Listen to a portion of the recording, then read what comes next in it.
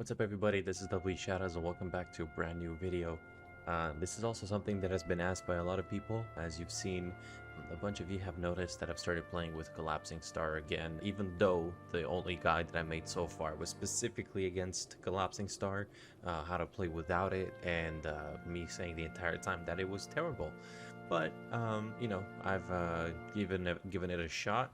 About a few weeks ago, I given it another shot, even though my gut was telling me not to, because once again, I still believe it's terrible, but somehow it just works sometimes, either through crazy one-shots or through the fact that people just don't know how to deal with it. So we're gonna go do a deep dive onto this Annihilator Collapsing Star build, the one that I've been playing. We're gonna build off of the video that I made 2-3 weeks ago with the original talent build that I had, so I'm not gonna go over every single talent that we have and every little choice, since really the big difference can't really start. The only difference is from this line and down, so it doesn't affect the Demon Hunter tree, it doesn't affect the Annihilator tree. We're really looking at the 3 talent point changes that we make so we can play with Devourer. We're gonna look at the PvP talents, we're gonna look at the gear, and yeah, pretty much I'm gonna show you a clip in which case it goes well and in which case it goes wrong. So let's get started. First of all, I want to clarify, in the last video I did say it was bad because there's a lot of drawbacks to it. There's a lot of classes that are just like built to interrupt and CC and break your spells cast through either kicks or CC, micro CC, just being moved around, having a DK pull you or a dragon push you away. So any sort of micro CC that interrupts your cast, or a loss of target like a feign death or something of the kind, invisibility, mass invisibility, anything of the kind, can fuck up your cast. So I feel like there's a lot of weaknesses in that regard, in the sense that it is way too easy to deal with. So it basically just nullifies a big portion of your damage. On top of that, damage is inconsistent. Obviously, it's also affected by defensives. The huge cast is pretty bad. It gives the opponents a reaction time of 5 to 7 business days to decide what they're going to do, if they're going to eat the Collapsing Star to the face or actually do something about it.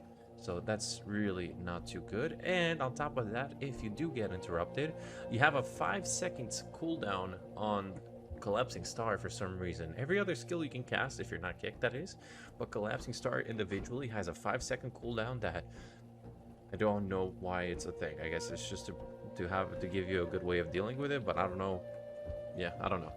It's a bit too easy at this point, because unfortunately, the longer your metamorphosis runs out, the faster it drains. So if you're spending 3 seconds to prepare to cast a Collapsing Star, then you get interrupted, you have to wait another 5 seconds. In the meantime, your metamorphosis is draining even faster and faster. So every single interrupt in this case can be also to dump all their CC on you. In some lobbies, you would literally just not get to play the game, unfortunately. And the video that we have is the most recent game I played, literally the last game I played, and it happened while I was recording. I started recording another video earlier, so it's perfect for this. I'll show you how it went. I did not get to play the game. When I got to play the game, I was doing crazy damage, but my opponents knew they had the tools for it, and my opponents knew how to deal with it. And you'll see very well that there's some cases where you're just not going to be able to cast it. For example, like an assassination rogue by himself has enough CCs to interrupt his CCs, silences, whatever the fuck you want, to interrupt all of your Collapsing Star damage, like to make sure you don't throw a single Collapsing Star, all the way till your metamorphosis runs out. Basically, I'm a boss mechanic that can be dodged. The last thing is that it forces you, unfortunately, into an extra PvP talent. So you would have to, on top of Beacon, which is already forced, you would have to also have another one of your talents be inevitable and for the unkickable star. So that as well is a downside to me. But on the other side, the pros. Damage can be incredible. Like I said, it can be 260,000 or it can be 70,000. But when it's 260,000, that 260,000 comes with a lot of stuff. So it's 260 from the raw hit, then that without even counting the Voidfall meteors, then you drop a reap for another 100,000 plus the Voidfall meteors, and you throw an instant cast consume. That is potentially 500,000 damage that you've done over 4 seconds. So it can be absolutely ridiculous, unhealable damage. Sometimes if you're lucky, you can just one-shot people. The fact that inevitable and that collapsing star is unkickable would mean that technically you would have more uptime. Your fury does not go down while you're casting collapsing star, so that would technically give you more uptime with metamorphosis. You could make it last longer till you can cast another void ray and another eradicate to extend it even more. But that is technically if people don't deal with you. If they deal with you, that's another story. If you combine Collapsing Star with Surrender to the Void, which is a bit trollish, but it can work sometimes, and it does work sometimes actually, the damage becomes unhealable. If it's not interrupted and people don't use defensives, they will die. Period. Combine that also with the fact that not many people actually bother kicking you, it just actually becomes crazy amount of damage. So really we're counting on dealing with classes that don't have the tools, don't have as many tools to deal with you. And we're counting on players not knowing how to deal with you, because otherwise it's just not quite as good, unfortunately. So like I said, it does have its pros, it does have its cons. You decide which playstyle you want to have depending on the situation you're in. I swapped, like I said, between the build with Collapsing Star and without it. Okay, now as to the actual talent differences, we're gonna use the last video, like I said, as a frame of reference, since we are only changing 3 points around. First of all, I swapped Void Glare Boon with Rolling Torment.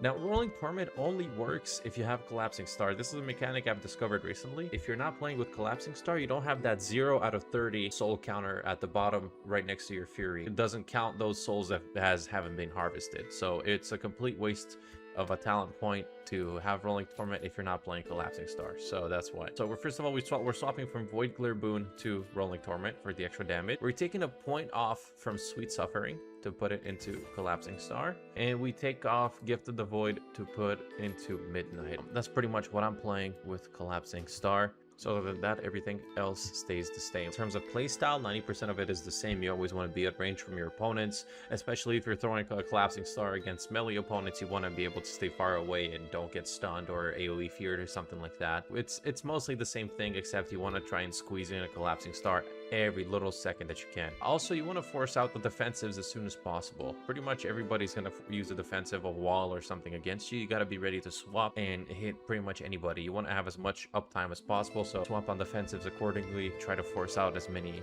defensives as you can, really. You're going to be forcing a lot more CCs from the enemy team, which objectively helps your team. Or they're just not gonna CC you and you one-shot somebody, which helps you and your team. So win-win in the end. Now, for the PvP talents, I've been getting these questions a lot. I even made a short about it. I might need to promote it a bit more. The PvP talents, like I said, Inevitable End and Beckon, locked in. We did the test, we ran the experiment, we took off Beckon from my talent choices, and it was absolutely terrible. You lost so much DPS, you would get Metamorphosis so much slower. Do not risk it. Everybody will just not let you play the game because they're gonna insta-kick you every time. So you're pretty much stuck between using Surrender to the Void here, which like I said is a bit troll, but it can work in some scenarios. It gives you a lot more uptime and some unhealable damage, or you play with Glimpse, which is objectively the safer choice. You get to survive a lot better overall. These are pretty much the way I would go about it. If you're playing a solo shuffle, 2v2s and 3v3s are another story, but if you're playing solo shuffle, play one round with Surrender to the Void or in whatever your inevitable Collapsing Star before deciding if you're going to stick with it. If it's going to be a game where your opponents know how to deal with you and they interrupt you, swap it next round for Glimpse or something else, and maybe even remove Collapsing Star, play without it. But if not, if your opponents are letting you free cast, they're not kicking you, they're not interrupting you, Star is amazing choice. Beautiful choice. Have a feel for yourself on the opponents if you think they're good enough to deal with that. If not, don't play it. The specs that counter Collapsing Star the best are as follow. All the druids, all the rogues, mages, mostly fire but also frost, a little bit less but still, because fire mage I think also plays with the talent mass invis or improved mass invis, whatever it is, so they have a lot of ways of canceling your damage. All the hunters have also good tools, feign death, trap, stun, whatever, turtle. All of them are good choices as well. DKs as well are also one of these classes that have a lot of insta kicks, including pulls, which are also very good at dealing with Collapsing Star. They have a lot of tools as well. Warlocks as well are pretty good at dealing with it. Their reflectability to reflect all of that damage to you, and it is quite possible that you can one-shot yourself if you crit yourself hard enough. A lot of specs, as you can see, have really good tools for it, and all the other ones have tools for that too, by the way. I'm just mentioning the ones ones that counter it the hardest. I'm talking about the ones that like just have the easiest of a time and have highest amount of tools for it. The other spec, like I said, they're good too. They're just less oppressive. If you want to just go about it in a smarter way, analyze the matchup and be like, okay, here I shouldn't be able to use it. These are the specs that will be the hardest for you to use Star against. So basically, to sum it up, this works against people that do not know how to deal with you, who don't deal with you. Countered by anybody who does. Gear and the stats that I have been running for my character. Initially, I think I might have mentioned that I was playing with Haste Mastery, but I have since changed to Verse Mastery. Basically, the way I've been playing, and I feel like this is an optimal way, I've seen the other Annihilators play more or less around the same stats. You want to have around 10 to 15% of haste, and everything else goes in Verse Mastery. So the weapons are Verse Mastery with enchant for versatility proc, I'm pretty sure. The jewels are Verse Mastery, Haste Mastery. I crafted some boots for Verse Mastery with Chaldrassil's boots. I'm pretty sure this is the Leech enchant, but I might be wrong. I am actually using the 4 set pieces, which in PvP gives 5% extra Void Ray damage and 5% extra Collapsing Star damage, as well as 5 Fury. It's not that much, but to be honest, I like it. There's a bunch of players who are just not using it, and it's completely fine. You don't have to use it, but I like it, so I'm using it. You decide if you want to get the extra stats yourself, or if you want to prioritize squeezing that extra versatility and mastery out of something else. So we have the 4 set pants with Sunfire Silk Spill Thread, I believe is the enchant. We have the Thalassian belt that we crafted with Haste Mastery. With Arcano Weave Insight, from what I've seen, Arcano Weave Insight seems to be the go-to enchant for everybody. The Thalassian Gloves for Verse Mastery, the Thalassian Whisk Straps for Verse Mastery, the 4 set chest piece with Mark of the World Soul. We have the Thalassian Cloak with Haste Mastery here, also Arcano Weave Insight, the 4 set shoulders with Silver Moon's Mending. Is that the Leech one? I don't even remember what it is actually. I like the Gladiator Amulet for extra verse, and the 4 set helmet with Empowered Hexa Leeching for the extra leech. Now, as to the Leech enchants, I would highly recommend them because by default, just from the way our character works, we have 10% leech. When we're on Metamorphosis, that amount gets doubled, so it becomes 20%. So if we add an extra few percentage worth of leech, it would make a huge difference, especially when you're throwing massive Collapsing Stars and people with pets. For example, you're throwing it at a DK or a Beast Mastery Hunter. That leech is gonna heal you a lot more than you realize.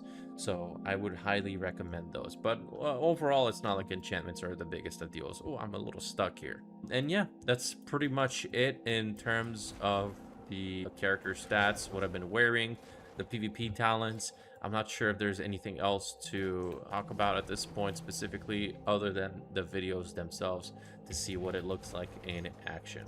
So what we're gonna do now is we're gonna go over 2 different games. We're gonna go over a game that happened earlier where I got absolutely pissed on and it was painful, and we're gonna go over a game where I'm the one that was doing the pissing, and you're gonna see the big difference between playing Collapsing Star and being allowed to play and playing Collapsing Star and the opponent's just deciding that I don't get to play World of Warcraft anymore. So we got ourselves a game right here. This happened literally earlier as I started recording the video. I thought this was going to be a good lobby for me. There's my opponents in this round are a mage, a resto druid, and an elemental shaman. That is 3 different kinds of CCs, Polyhex and Cyclone. 2 range kicks, a bunch of incaps and stuns. This is terrible. So first, let's see what happens. I'm playing Surrender to the Void and Collapsing Star, okay? So 100 souls. I get Metamorphosis. I fake a kick. I fake a kick. I eat a kick on purpose from the mage, so he doesn't have CS, because when I get Metamorphosis, the kick doesn't apply anymore. So we wasted his kick. Great start. Instantly hexed by the shaman. I blink out. Right as the star was about to be launched, the mass invis. 5-second cooldown. More damage. Are we chilling? Another Collapsing Star goes through. They LOS me. Easy. I keep doing some damage. Nobody kicks me.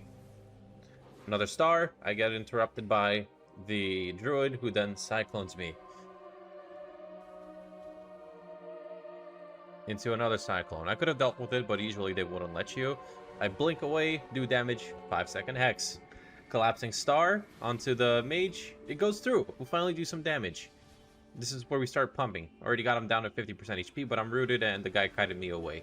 I start doing some damage. I'm pumping. This is the time where we're feeling good, you know? But then, polymorph, another interrupted collapsing star. We keep doing damage. A star goes through, and we almost do kill him. Granted, see, this is like I said, the great upside to this class.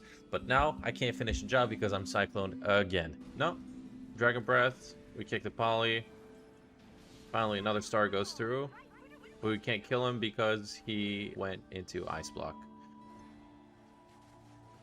In the meantime, my metamorphosis is running out faster and faster.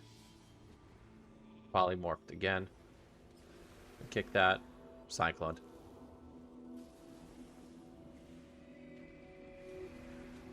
We do some more damage, but by then, my metamorphosis ran out. So we still did some okay damage, but it wasn't enough to take advantage of the huge uptime that we just had right here. And it's going to unfortunately lead to us taking an L.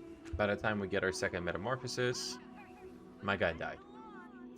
Sometimes I want to blame it on the rating and say like this rating that people are just good and they know how to deal with it, but it's completely random. I've had sometimes the same reactions from people at 1500 as I have from people at 2800. So it's really coin flippy. You have to give it a shot. Like right here, had I known, I would not have played with Collapsing Star potentially. Like Glimpse would have helped a lot here. Glimpse would have made a whole other game out of this. Anyway, this is the game that went bad. Let's go for a game that went well.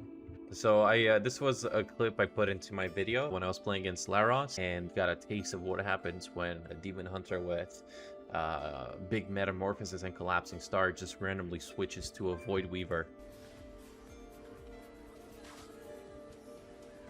So the damage is fine. One shot. Let's see if I'm allowed to just pump. I'm not sure. If I'm just pumping, it's fine. They're doing some damage on me, but thankfully my healer saved me. I dropped Darkness, and then look at this. This is where it is. This is the clip that makes this build worth it, okay?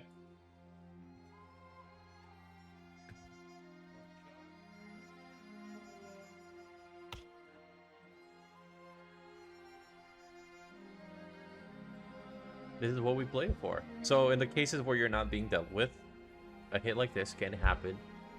A game like this can be won, but it needs to go through.